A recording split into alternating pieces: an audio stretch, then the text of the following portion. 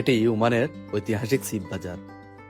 সাগরের কুল ঘেঁষে প্রতি শুক্রবার বাজারের এই অংশ বসে অসাধারণ এক হাট। অসংখ্য মানুষের ভিড়ে বাজারটি হয়ে ওঠে অনেক জমজমাট। দূর দূরান্ত থেকে মানুষ এখানে ছুটে আসে শুধু এই হাটের আমেজ নিতে।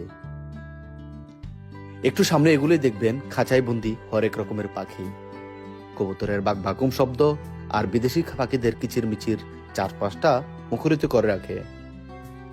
সত্যি বলতে সকালের বাজারে যে এত প্রকার পাখির মেলা দেখতে পাবো তা আমি আসলে কল্পনাও করতে পারিনি। শুধু পাখি নয়, এখানে দেখা মিলবে ছোট কচ্ছপ, দেখুন কিভাবে শান্ত হয়ে বসে ঘাস দিয়ে নাস্তা করছে। আর ওদিকে চঞ্চল কাঠবিড়ালিগুলো খাঁচার ভেতরেই অনবরত ছোটাছুটি করছে। আর তুলতুলে নরম খরগোশগুলো তো বাজারের ছোট ছোট শিশুদের প্রধান আকর্ষণ হয়ে দাঁড়িয়েছে। এই হাটের অন্যতম প্রাণ হলো হাঁস আর মুরগির বাচ্চা।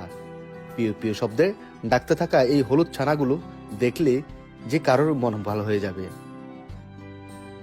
অনেকেই এখানে বিক্রি করতে নিয়ে আসেন তাদের গৃহে পালিত বড় বড় দেশি মুরগি, ব্রয়লার মুরগি আর বিভিন্ন জাতের হাঁসের সমাহার।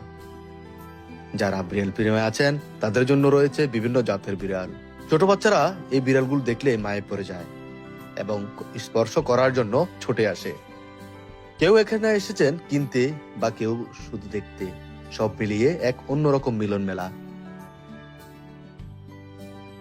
সাগরের স্নিগ্ধ বাতাস আর পাখির হাটের ব্যস্ততা সব মিলিয়ে শুক্রবারের শিব বাজার সত্যি দেখার মতো।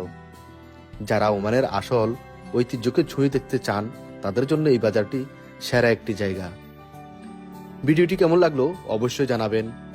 আর শিব বাজারের সকালের এই বাজারটি আপনারা কারা কারা দেখেছেন অবশ্যই কমেন্ট বক্সে জানাবেন।